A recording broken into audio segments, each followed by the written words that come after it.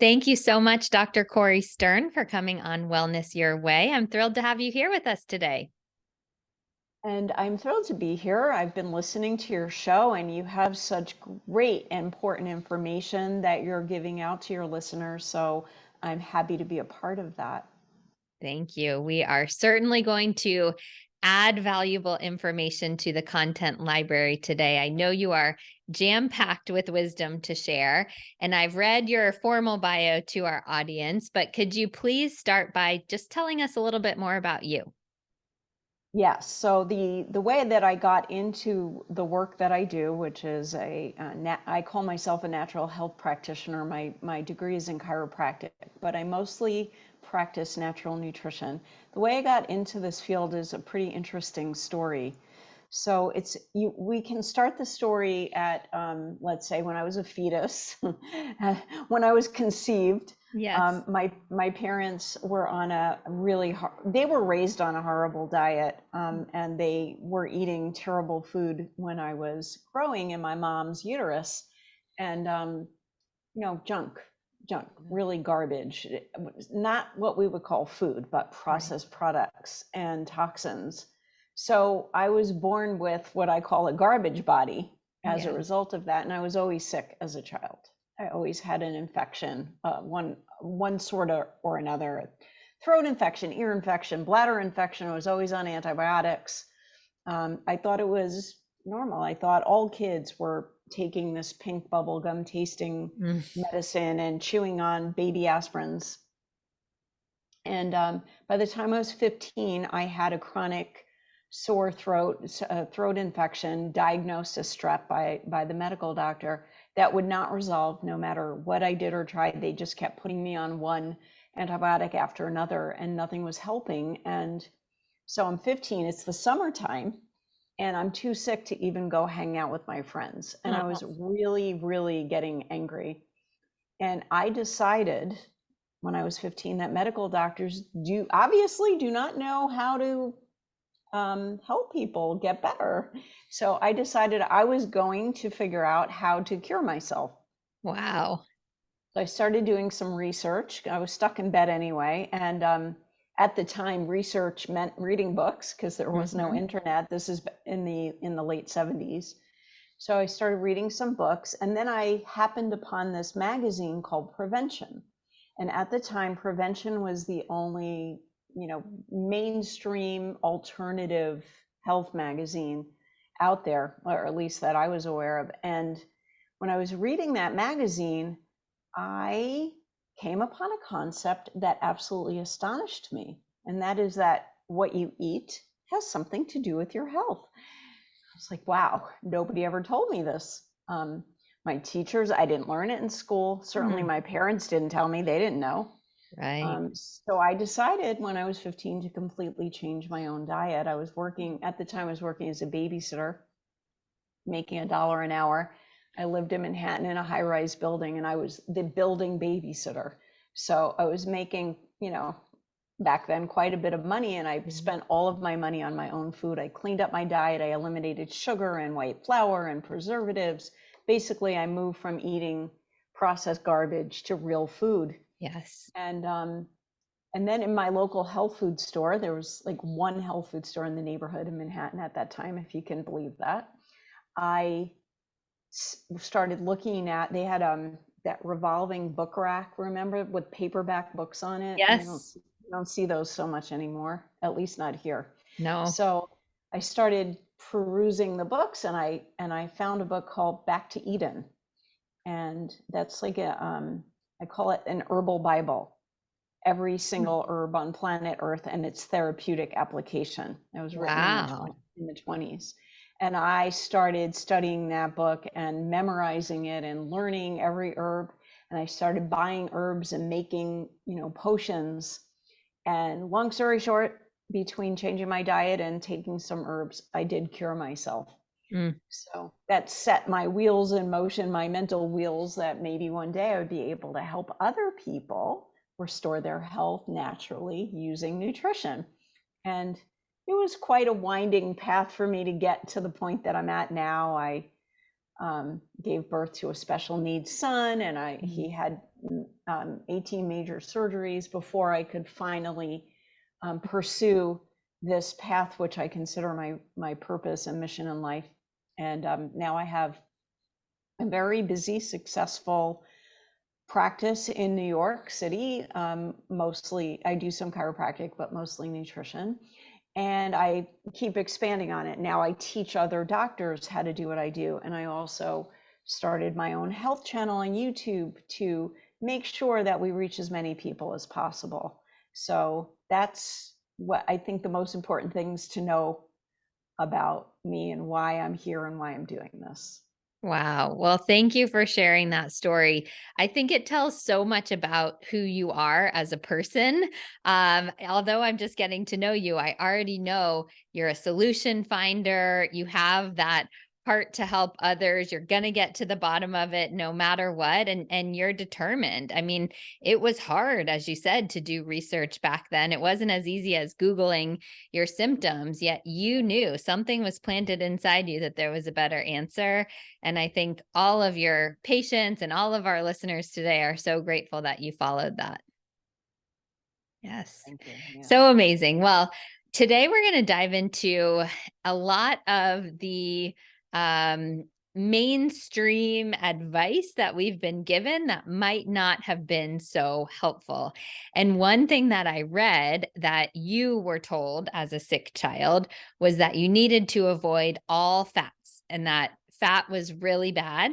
And that's something that you've changed your tone on. So I'd love to start there. Can you tell us about that and what you think now? Yeah, absolutely. So back when I was younger, from my teens, I would say, well into my probably 30s, the mainstream advice was to avoid fat. Fat causes heart disease, so don't eat it. And I actually had a patient who worked for a cardiologist for 20 years, and he constantly told her, don't eat fat. Fat is bad for you. Fat is bad for you. And she developed such a severe case of dry eye that she went blind, Oh, wow. because your eyeballs need fat. Hmm. So she literally did not eat fat for 20 years. I was completely able to reverse it with just by getting her to eat some fat and take fat Wow. supplements. So the other issue with, well, let's just say that fat is not the bad guy. Your body is made out of protein, fat, and vitamins and minerals, and also requires carbohydrates for Mhm. energy. So those are all the things your body's made out of. So if your body is made out of fat, the only way to make sure that your body has what it needs is to actually consume it. Mhm. Because you can't just keep making your own fat if you're not eating any of the building blocks of fat, which are fatty acids. So the research back then was showing that a high fat diet would cause heart disease. It would clog your arteries. That fat clogged your arteries, particularly saturated fat. So saturated fat is like animal fat. And that's been completely debunked. It is completely untrue. The truth is that foods like sugar cause damage to the inside lining of your arteries, the internal lining of your arteries. Sugar, things like sugar are inflammatory and they cause damage. So if you think of the lining of your arteries like a road, and the road is nice and smooth, and anything moving through your arteries on that smooth road can just get to where it needs to go without a problem. So you eat fat and you digest it and it gets into your bloodstream, and then it's moving through your arteries and it goes to where your body needs it. It goes to your brain, it goes to your eyeballs, it goes to your glands that make hormones, because you need fat to make hormones. But if the road has potholes in it, if the road is damaged, then sticky substances that are moving along the road can get stuck. Yes. They can get stuck in the potholes. So sticky substances like fat or cholesterol can get stuck in the potholes, and that can cause what's known as plaquing.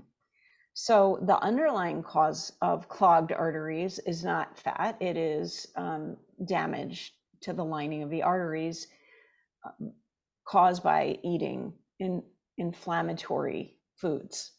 Yes. And other things like toxins, which we can talk more about in a few minutes. Yes. But the other issue with fat is that commercially made fat is very inflammatory. So we can just separate fats into two types. Real fat that actually comes from planet Earth. It comes from living things like plants and animals, such as avocados, nuts, olives, and then animal fat, things like milk fat. Dairy is such a controversial topic. I have a whole video with an expert that I talked to about the benefits of raw milk. Raw milk fat is extremely beneficial to health. So those natural fats are the fats that your body requires to be healthy. The commercially made fats, things like canola oil. By the way, canola is not actually a thing. It's a made-up word, right? It's actually an acronym. Do you know that? No, I didn't know it was an acronym. Yeah, I forget exactly what it stands for, but canola Wow. oil is actually rapeseed, so it's a seed oil. And seed oils, sunflower oil, safflower oil, canola oil, are highly inflammatory. And then you have the corn oil and the vegetable oil and things like Crisco and margarine, all of those man-made fats. And the way that they're made with very toxic ingredients. One of the things that is used to make these oils is hexane gas, the gasoline basically. And there's always some residue left in the actual product. So those are the fats that are bad for you. So maybe, back then when they were doing these studies on fats, maybe they were studying those fats. And yes, if they were, then maybe it was correct, but they didn't separate different kinds of fats properly. Basically everything that I've ever seen in conventional medical journal articles in the past about fat was incorrect. And there were a lot of massive studies done that just came to the incorrect conclusion that fat and cholesterol are the primary causes of heart disease. So alongside of fat is cholesterol, right? Cholesterol and fat are two different things, but your body actually needs both of them. Cholesterol is an essential nutrient. It's not a bad guy. I've been seeing so many people just in the past month, so many people coming in and saying, oh, my doctor told me my cholesterol is too high and they want to put me on a medication for it. It's like this epidemic happening now. Yeah. So I have a very easy to understand video on this topic because cholesterol, again, is not the bad guy. The same story goes with cholesterol's fat. If the lining of your arteries is, if they're smooth and they're not damaged, the cholesterol just moves along and gets to where it needs to go. 60% of the cholesterol in your body is in your brain. You will develop dementia if you don't have enough cholesterol in your brain and your hormones. Yes. Testosterone. Just the word cholesterol, testosterone, it's made out of cholesterol. Yes. So the solution is not to take a pharmaceutical, which, stops your body. It basically stops your liver from producing cholesterol. Yes. And by the way, there was a period of time in my life where I stopped eating animal foods, and cholesterol is only found in animal foods, by the way. And I stopped eating animal foods for a period of time, and my cholesterol actually went up. Yeah. So when you're not eating it, your your liver will just make more because you need it. Yes. Really interesting. You shared so much. So let's back up a little bit and just rehash for people. The fat itself is not the problem. It's primarily the sugar that causes those potholes. Although I'm glad you also added in that it's, quote, the wrong types of fats as well. It's the trans fat, it's the hydrogenated fat, it's the seed oils that can also be causes of the problem. So it's not to say that every single fat is good, but certainly those natural fats are not problematic in the absence of inflammation, which is causing those potholes. So it's really the sugar, the toxins, the low quality fats that's doing that.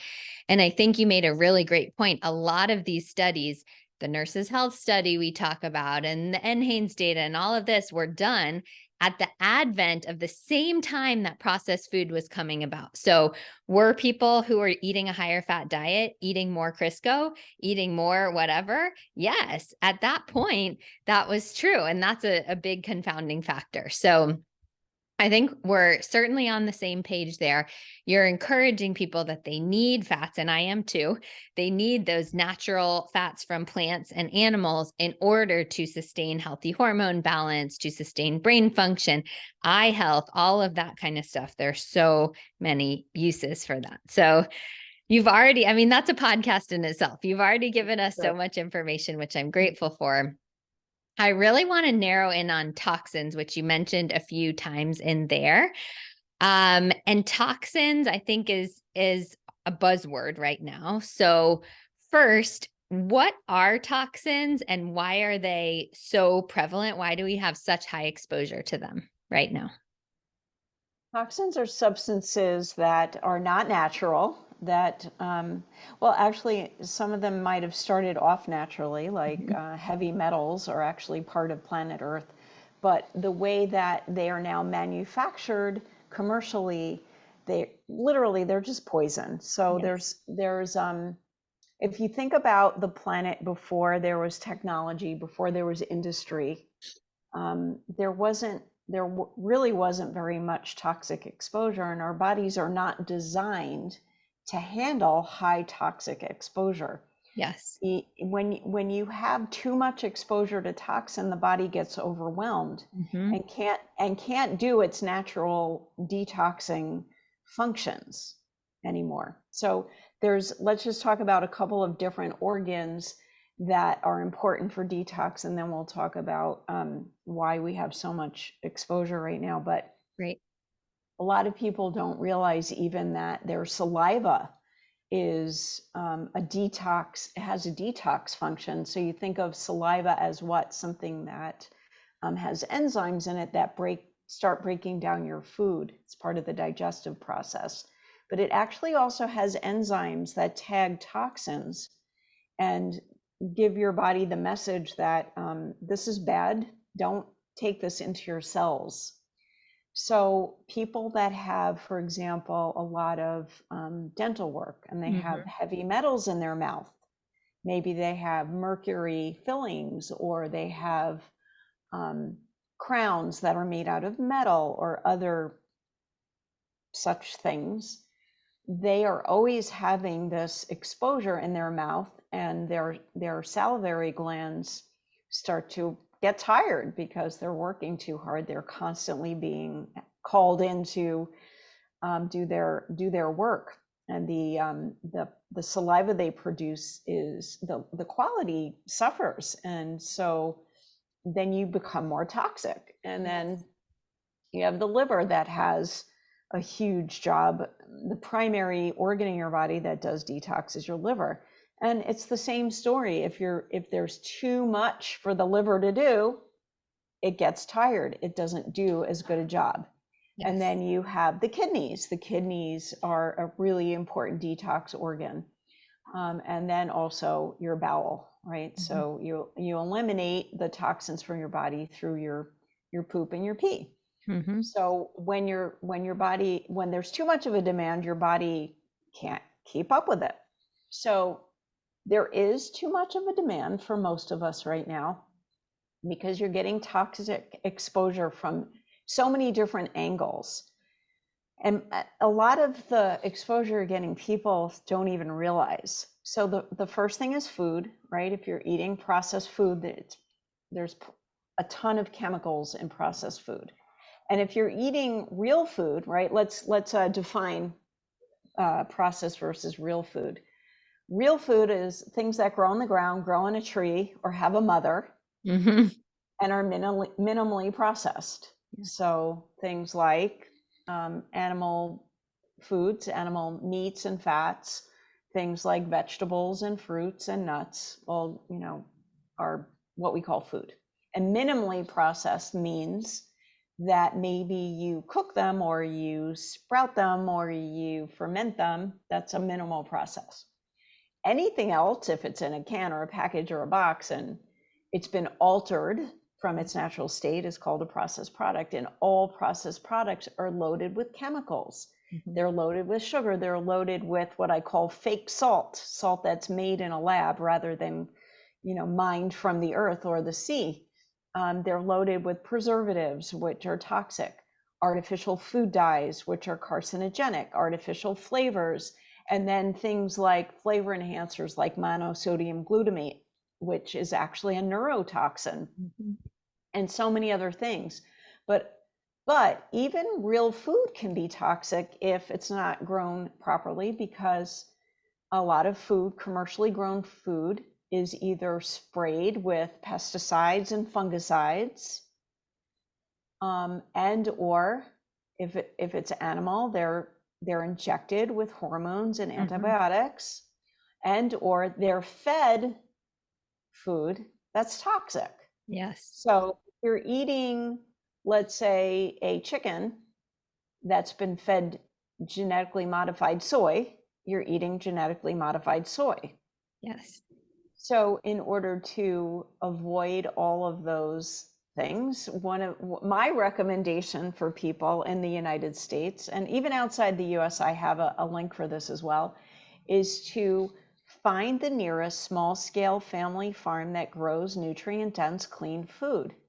And I know for a fact that you can get this food no matter where you are, even if you're in what we call a food desert, where there's none of these good quality. I mean, I'm in the middle of New York City, so obviously there's no farms, but I have a link that I can give you for your Great. listeners to find the closest farm where they can either get it shipped to them, or they can find a pickup location, or even delivered. So that's really a good solution. And I understand maybe it costs more money to do that, but what are you actually spending the money on? You're investing it in your body for the rest of your life. So to me, it's kind of a priority, in my opinion.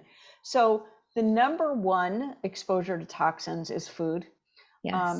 And then I neglected to mention glyphosate, which comes from that weed killer Roundup. And that's sprayed. That if you're eating genetically modified food, you're eating glyphosate. Glyphosate causes cancer, and there's been lawsuits against the company that makes it. Mm-hmm. That the lawsuits have been won by the people suing, because it does cause cancer, and it also causes damage to the lining of your intestine. Yes. So we're seeing so many people with chronic intestinal issues now. And even if you're not eating it, if you're spraying it on your lawn, or you live next to somebody doing it, it travels in the air. It's also, we're seeing it's getting passed down from mom to baby.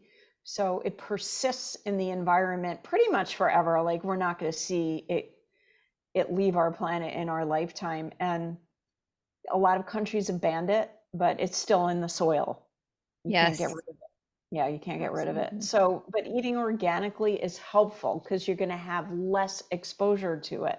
Yes. And even more effective is to go on this website called detoxproject.org.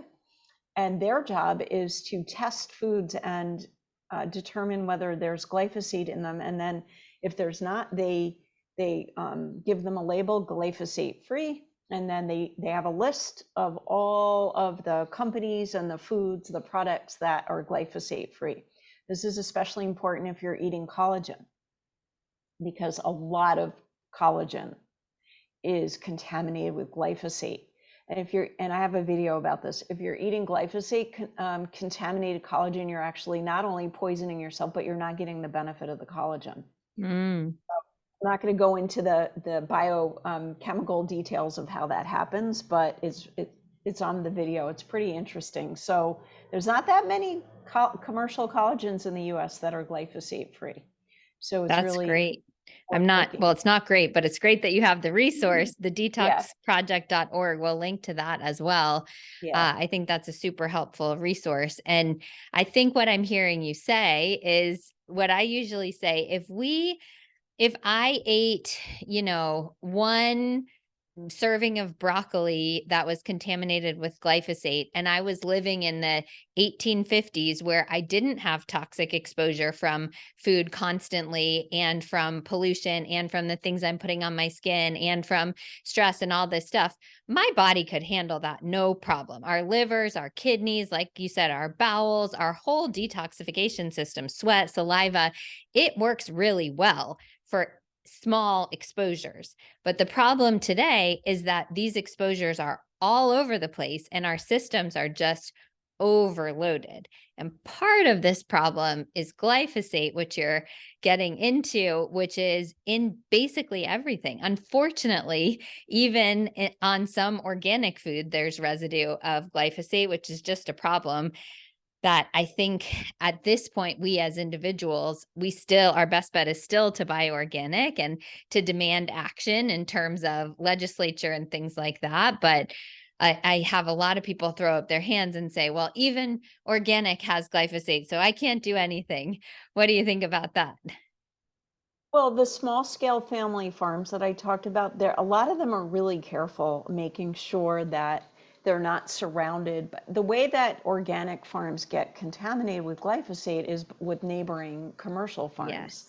So a lot of these small scale family farms that are aware of this and they don't want to eat it themselves, Yes. they are, making accommodations to make sure that they are not near anyone that uses glyphosate, and then like a glyphosate free zone, so to speak. Yeah. And then like the supplements that I mostly use that are made out of whole foods, the company that makes them, they literally bought up the whole town so that they Awesome. could keep their own farms safe. So there are ways of at least reducing your exposure. And I, Yes. I think that is really important. And then you can also reduce your exposure, as you said, by making sure you use personal care products that are clean, household Yes. cleaning products, things like your laundry detergent, because you absorb toxins through your skin. So Yes. I have on my website, I have a free gift, which is everyday items you never knew were toxic. Because even things like toilet paper, you Mm-hmm. know, you're touching your delicate tissue that absorbs toxins, and but clean toilet paper is available. Yes. So it's just a Great matter point. of having the resources and people like me that can just point you in the right direction. Yeah. Yes, we will absolutely link to that free gift, everyday items you never knew were toxic, in the show notes. So thank you for offering that. Now, I actually don't know what you're going to say to this next question. So I'm very curious myself. We know that the average person, we have a big toxic burden right now because of all of this exposure. But let's say there's a person who is not experiencing any severe issues or chronic illnesses. They know they could probably feel better, but they're kind of okay. Do they need a specific detox protocol? Or if they start reducing their toxic exposure through the things you're talking about, will their body do a good enough job of detoxing? So everybody is different and different bodies respond differently. And then you also have genetics, right? So Hmm. some people are just genetically more able. I have patients that literally don't detox. Like their Mm. liver detox pathways don't work. It's like Wow. a little genetic snip where the something is going wrong in the process.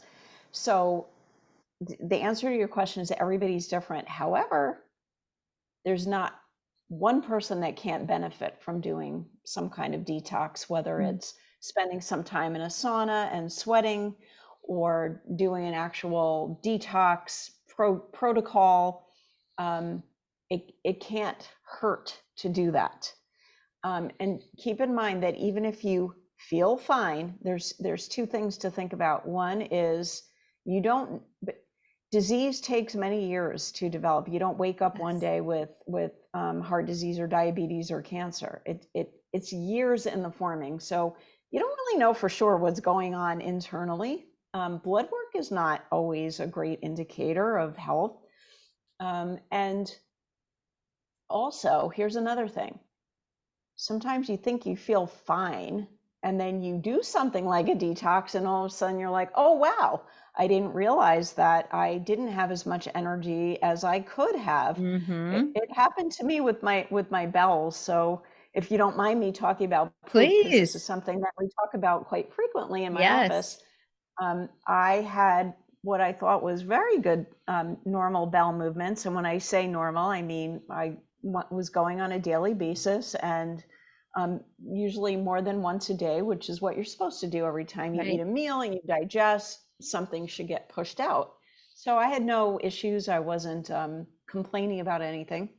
And then I interviewed a water expert on my channel, and he, as it turns out, he made this liquid probiotic, a soil-based liquid probiotic. So for any of your listeners that don't know what a probiotic is, it's usually a supplement that restores the good bacteria, the good flora into your gut. And all of those good guys live in the soil. That's where they come from. So he made this liquid probiotic out of soil, and he added turmeric to it, so it was anti-inflammatory and all the benefits of health benefits of turmeric. So after the interview, we chatted for a little bit. I decided to buy his water filter because I was really impressed with the information that he gave me. I learned so much about water from listening to him. And then he makes his own filter. So I purchased the filter, and then as a free gift, he added some samples of his liquid probiotic when he shipped me the filter. So I'm looking at it, I'm like, yeah, well, I'll just try it because maybe this will be good for some of my patients. I like to try everything myself first. The first time I ever used that, oh my goodness, I did not know what a bowel movement experience should be until I took that. And Wow. I've been on it ever since. It's been, over 2 years that I've been taking it. And I just, it's a completely different, I don't want to go into gory details, but it's like, it's one of those things where you get off the toilet and you're like, wow, I feel so much better now. So um, the same thing could happen with a detox. Mhm. You don't know how good you can feel Yeah. until you try something like that. That's amazing. I'm very interested in the probiotic because I am generally of the mind that unless I know based on stool testing or something, I'm very deficient in this one, that we should rotate our probiotics. So I'll do a bottle of one and then I'll go to a bottle of another one. Yet you're still experiencing benefits from this one after years. So I wonder if that's because it's soil based. So it has a more natural composition that's well received by your body, or if it just happens to be a match for what your gut microbiome needs, or what. Very broad spectrum. It's very Okay. broad. So there's a lot of stuff in there. So, but I will say that my patients are also having the same benefit.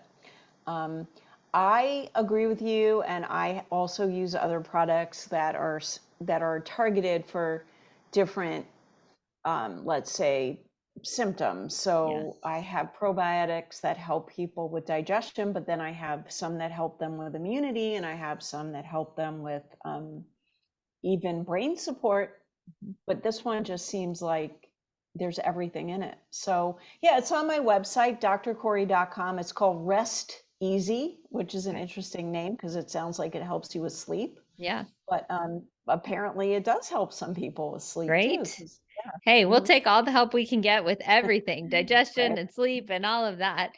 And to tie those two topics, digestion and toxification together, or detoxification, I think what a lot of people don't realize is that they're constipated. So you said you didn't realize the bathroom experience could be so good, yet you were still going 1 to 2 times a day. I see so many people who I'm like, okay, are you regular? They're like, yeah, I'm regular, like once every 4 days or something. Right, I'm like, exactly. Yeah. whoa, put on the brakes. This is a major barrier to our body being able to detoxify, especially hormones like recirculating estrogen and all of that kind of stuff. So, can you talk a little bit about gut health as it relates to detoxification? Oh, absolutely. And by the way, I have learned never to ask people, "How are your bowels?" Because Yeah, they'll say like, "Oh, yeah, great. fine. I go every week." Yeah. Yeah. Oh boy. Right. So the specific question to ask is, do you have a bowel movement every day? Do you feel like you're emptying? Um, yeah. So um, when you are not emptying your bowels on a regular basis, you're holding whatever toxins were in the food that you ate Hmm. in your body, and they can actually be reabsorbed and recirculate. Yes. So that is the main takeaway about gut health in relation to detox. And Yes. because the same thing with urine, because you have to be making sure that you're passing all of the urine that's building up in your body. You have to be passing all of the stool that's building up in your body. And, uh, it's the bowels start with the liver. The Hmm. liver is what prepares the toxins to go into the gut and exit the body. Hmm. So even if your liver is doing a great job, if your bowels aren't, you're not, you're going to be a walking toxic vessel. Yes. Uh-huh. And then the other part of it too is making sure that you are digesting everything properly. And that's a whole other That podcast, is. right? That absolutely is. But I'm sure you have some YouTube videos, and we're I definitely do. going to link to your YouTube channel and all the other resources you've shared. And we could talk for the next 5 hours, I could tell. But I'd love to close with just one more question, which is everyone's least favorite. It's stress. Mm. How do you think stress is wreaking havoc on our health, and maybe something we can do about it? Oh yeah, definitely. I consider myself an expert, both personally and professionally. So I mentioned earlier, I have a special needs son who had many surgeries. He's 36 now. He still lives with me Wow. and he works with me. So I'm with him all the time. And my husband passed away last year, and he was running the household while I was running my business. So Mm, now it's just all me. I have two senior dogs. I mm. travel around the country teaching. I'm just I'm doing too many things. So Yes, it sounds like it. if I didn't find a way to manage my stress, I would probably be sick or dysfunctional right now. So the the most important thing to know about stress, the main thing to know about stress is that it actually is a normal part of life. It never goes away. It changes form, it changes intensity, but you'll always have it. A lot of people think, oh, as soon as I get a different job, or as soon as I have a better car, as soon as I'm making more money, or as soon as my kids grow up and leave home, or I won't have stress anymore. But just it changes with Yes. different areas in your life. It'll just change, but it won't go away. So the solution is to be able to handle stress in a way that doesn't end up affecting your health, because Yes. it will. Chronic stress, if not handled properly, will cause all kinds of health problems, and it can cause so many different things. It can cause high blood pressure, it can cause heart damage, it can cause headaches, it can cause adrenal burnout, Mhm. it can cause digestive issues. So the stress part of your nervous system is turned on constantly, the fight or flight part, your body systems don't work well. Right. Now, when you're under a lot of stress, and we live in a very stressful world right now. So I just described my own personal stress, but what about all the things that everybody is dealing with? Just constantly being on devices Yes. is not, it's not biologically normal. Right. Sitting all day is not biologically normal. It's really stressful on your body. Walking into a store and having 100 different shampoos to choose from is not biologically normal. In nature, you don't use one soap for your hair and one for your face and one for your teeth and one for the rest of you. It's not biologically normal. So all of those things are constantly creating a stress response, even though we're not aware of it, because we think we're, just used to it. We think it's normal to go into a store and have, a million products to choose from. Yes. You think you feel you've been doing that your whole life now, so you think it's normal, but it's actually not. So when you're under chronic stress, your body systems are, let's say, running, the motor of your body systems are running at a faster rate. So they need more stuff to help the motor run. And that stuff generally is going to be minerals. Minerals are the substance that helps the different body systems motors to go. So most people don't know too much about minerals. If you ask people, well, name some minerals, people will say calcium, magnesium, potassium, zinc. So people know that they exist. And Mm-hmm. sometimes people know, well, I need calcium for my bones. I need zinc for my immune system. But very few people really understand the full function of minerals and how many there are and exactly how much they need of it. And minerals like probiotics come from the soil. Yes. And if you're eating mostly commercial food products, the soils are depleted, completely depleted of minerals because they're using artificial fertilizer. Mm-hmm. And minerals come from, like horse poop, right? Yeah. So when you're fertilizing the soil with natural stuff, you're putting the minerals back in. So when cows are eating grass from good soil, then and you eat the meat from the cow, you're getting the minerals from the soil. Yes. Also, of course, in vegetables and fruits. So most people are mineral deficient. And then if they're under chronic stress and their bodies are running like this, Yes. meaning faster, because I don't know if everybody is getting a visual on that. Sorry, I forgot it was a podcast. Um, Yes. when your body systems are running faster, you're not getting enough, let's say, input into the motor system, and then it starts to break down. So one or Yes. more of your body systems stops working as well, and that's when you develop symptoms. Mm-hmm. So a lot of people develop stress symptoms, anxiety, depression, fatigue, insomnia, panic attacks. All of those are caused mainly by mineral deficiency. Yes. So when you start to feed the body good quality minerals that are needed specifically for stress, I call them stress minerals, the body starts to operate better and those symptoms go away. So the key to dealing with chronic stress is to make sure that you're not mineral deficient. And by the way, fat is I call it the train that carries the minerals to where they need to go.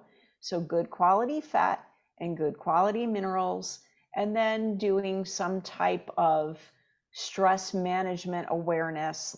For example, just taking deep breaths will turn on the relaxation part of the nervous system and trick your body into thinking everything's okay. Mm-hmm. So nobody ever knows that I'm under stress because I am going about my life like very calm and very soothing to others. Yes. And nobody has any idea what I'm actually dealing with Yeah.